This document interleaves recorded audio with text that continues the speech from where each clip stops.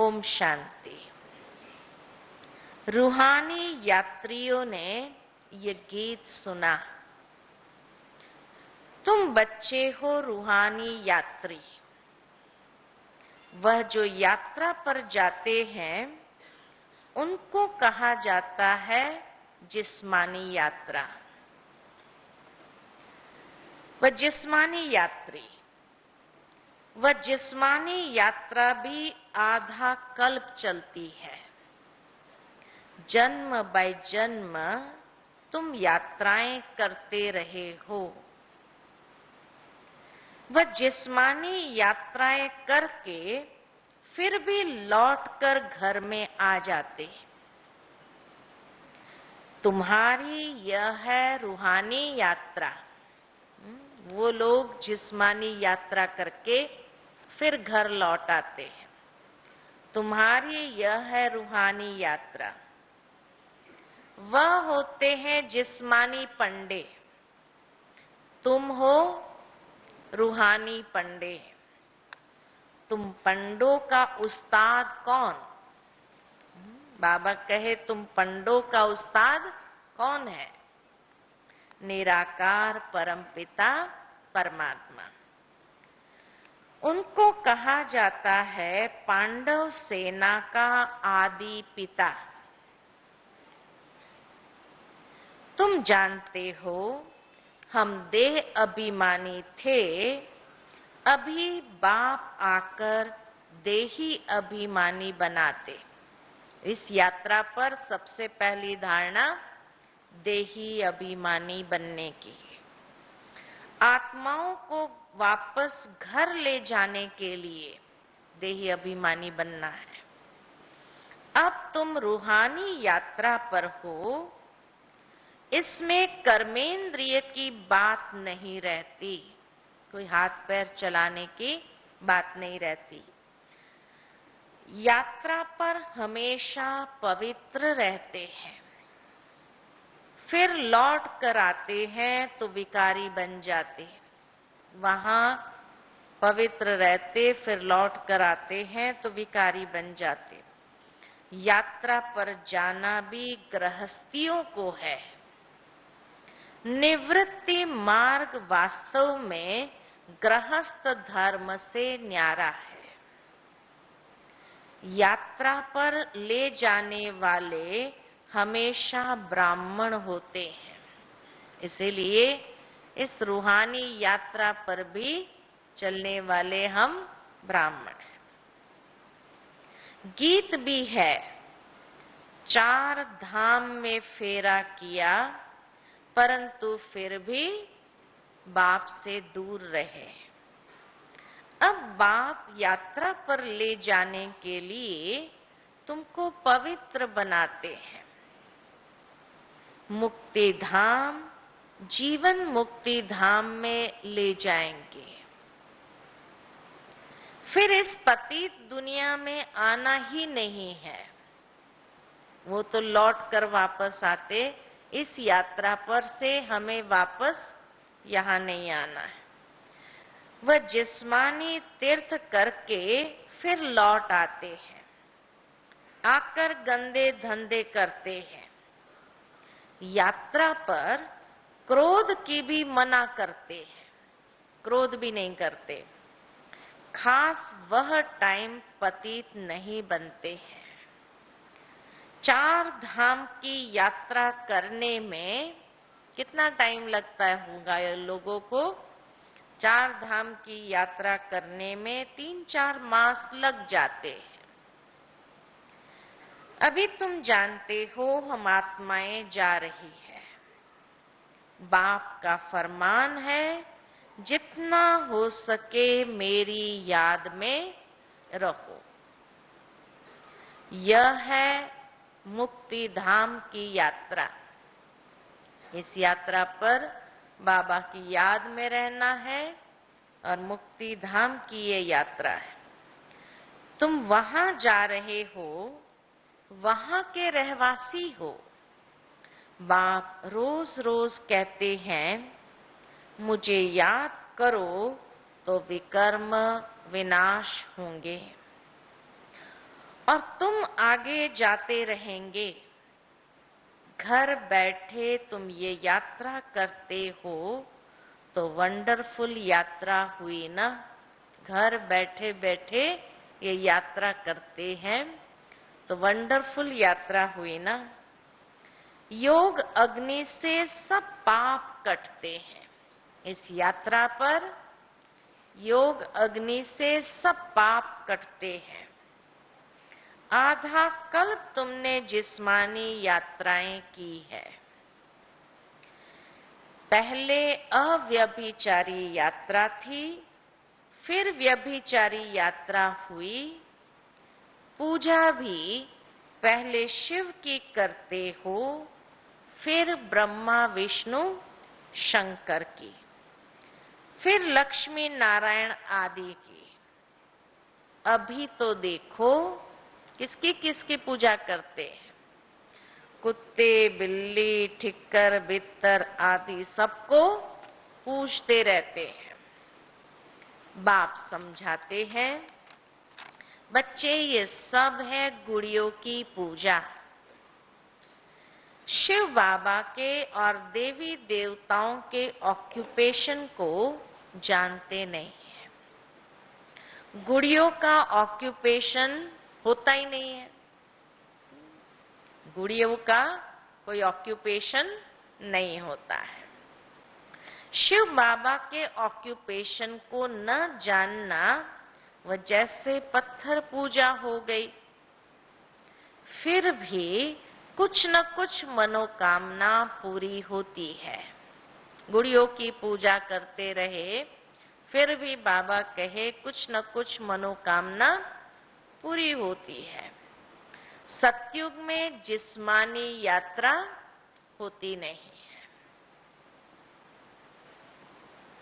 वहां मंदिर आदि कहां से आए? यह तो है भ्रष्टाचारी दुनिया। अपने को पतित समझते हैं, तब तो पावन होने के लिए फिर गंगा स्नान करते हैं। कुंभ के मेले का भी राज समझाया है। यह है सच्चा सच्चा संगम। गाया भी जाता है, आत्मा परमात्मा अलग रहे बहुकाल, सुंदर मेला कर दिया जब सतगुरु मिला दलाल। तो सतगुरु पतित पावन दलाल के रूप में आकर मिलते हैं।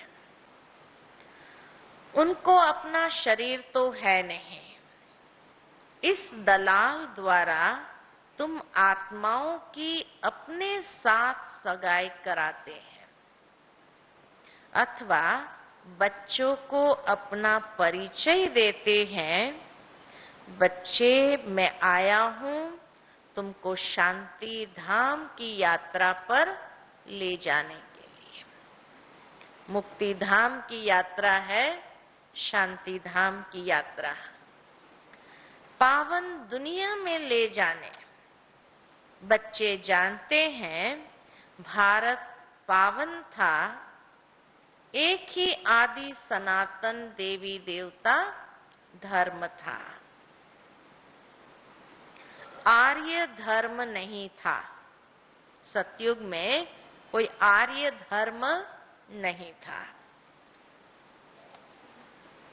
आर्य और अनार्य, अगर देवताओं को आर्य कहे तो आर्य धर्म में राज्य कौन करते थे? आर्य कहा जाता है, आर्य किसको कहा जाता है? हाँ, बाबा कहे जो पढ़े हुए होते हैं उसको आर्य कहते हैं। ये नया जैसे भावार्थ बाबा ने बताया कि आर्य कहा जाता है पढ़े हुए को। इस समय सब अनार्य है, अनपढ़े हैं। बाबा ने सबको इस समय क्या अनार्य है, अनपढ़े हैं। बाप दादा को जानते ही नहीं। ऊंचते ऊंच है ही शिव बाबा, फिर ब्रह्मा विष्णु शंकर, फिर प्रजापिता ब्रह्मा तो जगत अम्बा भी प्रजा माता ठहरी। इन द्वारा ब्राह्मणों की रचना होती है। यह है एडॉप्टेड चिल्ड्रन। कौन एडॉप्ट करते हैं? परम पिता परमात्मा। तुम जानते हो हम उनकी संतान हैं, परंतु बाप को भूल ऑर्फन बन पड़े हैं। गॉड फादर का कोई भी ऑक्यूपेशन नहीं जानते। गॉड फादर का कोई भी ऑक्यूपेशन नहीं जानते। बाप आकर फिर ऐसे को पावन बनाते हैं। बाप ही तुम बच्चों को पवित्रता की शिक्षा देते हैं। बाबा आकर हम बच्चों को आर्य बनाते हैं और साथ में पवित्रता की शिक्षा देते हैं। अब जहां जाना है उसको याद करना है। माया घड़ी घड़ी भुला देती है। युद्ध का मैदान है ना, तुम बाप के बनते हो, माया फिर अपना बनाती है। प्रभु और माया का नाटक है। बाबा कहे प्रभु और माया का नाटक है। दोनों किस तरह अपने तरफ आकर्षित करते हैं। बाबा का बनकर फिर आश्चर्यवत सुनंती भागंती हो जाते हैं।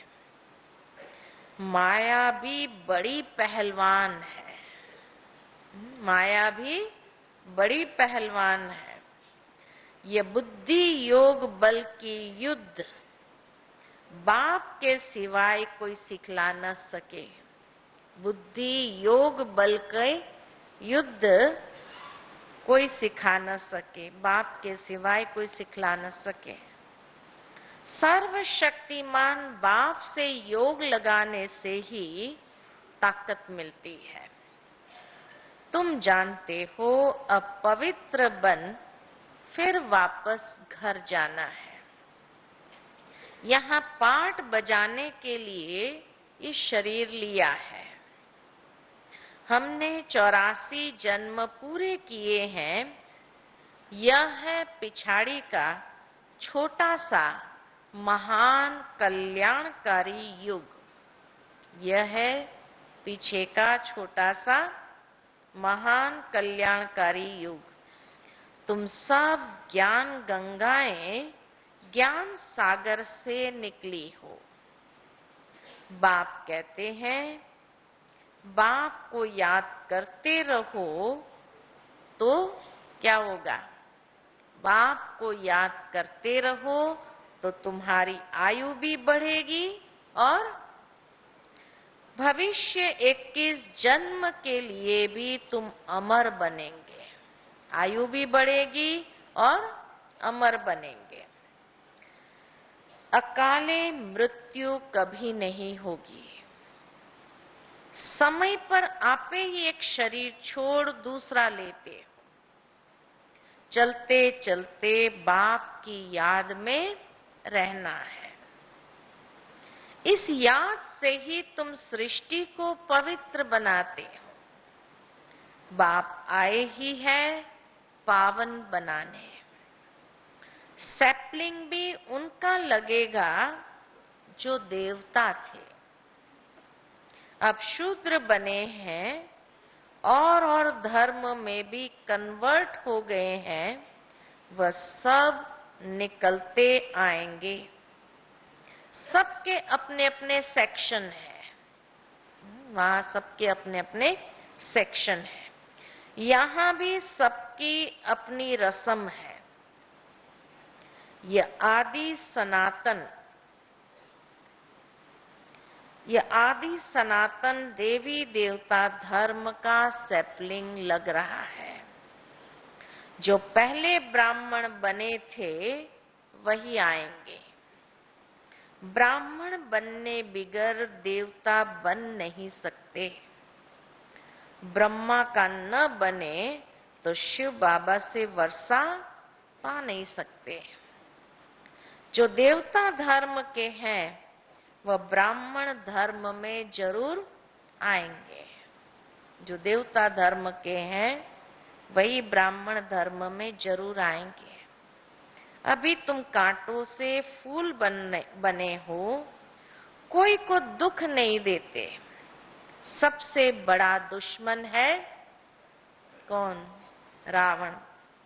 5 विकारों रूपी दुश्मन गुप्त है। आधा कल्प से सबको लड़ाकर गिराए पतित बना दिया है। अभी बाप ने यज्ञ रचा है। बेहद के बाप ने रुद्र ज्ञान यज्ञ रचा है, जिसमें सब स्वाहा करना है। जिस घोड़े पर आत्मा विराजमान है, नाम ही है राजस्व। राजा के लिए रुद्र ज्ञान यज्ञ कितना बड़ा यज्ञ रचा है। स्वर्ग की स्थापना के लिए। जानते हो अब यह दुनिया ट्रांसफर होनी है। दिल में नशा रहता है, बाबा ने यज्ञ रचा है, इनको अच्छी रीति संभालना है। हर एक बाबा के बच्चे का कर्तव्य है इस बेहद के यज्ञ को अच्छी रीति संभालना है। और कैसे संभालेंगे? हर एक यज्ञ को कैसे संभालेंगे? श्रीमत पर चलेंगे, उनको बहुत अच्छी दक्षिणा मिलेगी। जो श्रीमत पर अच्छी तरह चलते हैं वो यज्ञ को संभालते हैं।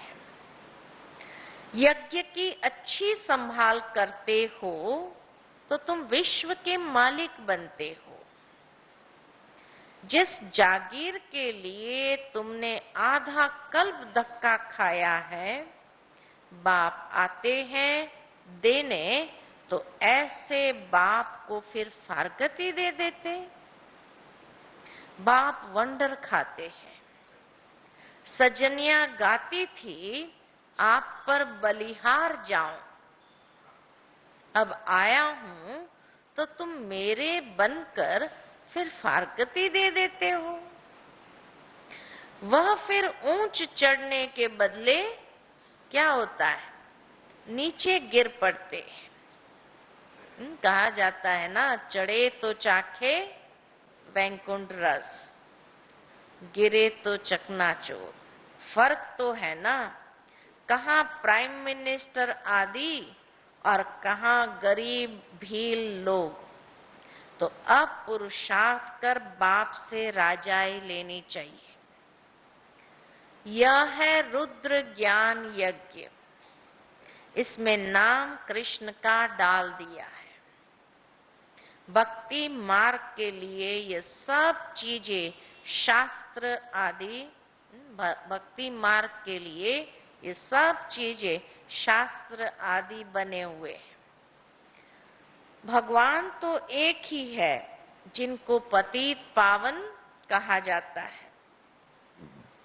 शांति धाम और सुख धाम में कोई भी पुकारते नहीं है।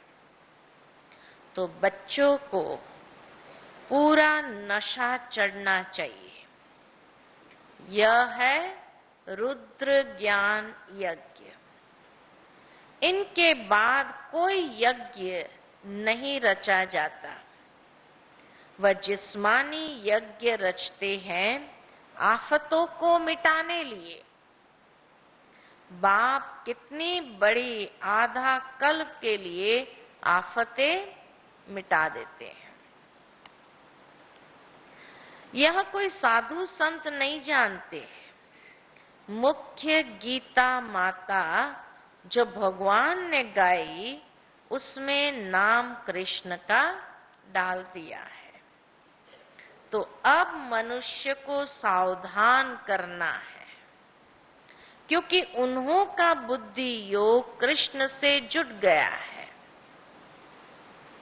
कृष्ण तो ऐसे नहीं कहते मन मना भव, मुझे याद करो तो साथ ले जाऊंगा।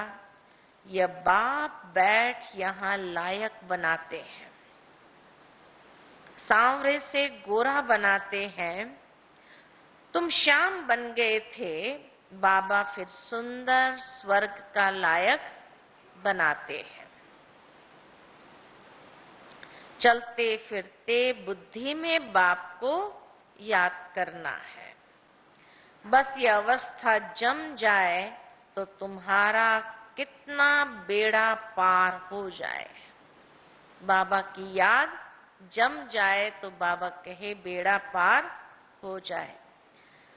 हेल्थ, वेल्थ, हैप्पीनेस बाबा से तुम इतना वर्षा लेते हो तो ऐसे बाप को कितना याद कर उनकी शिक्षा पर चलना चाहिए।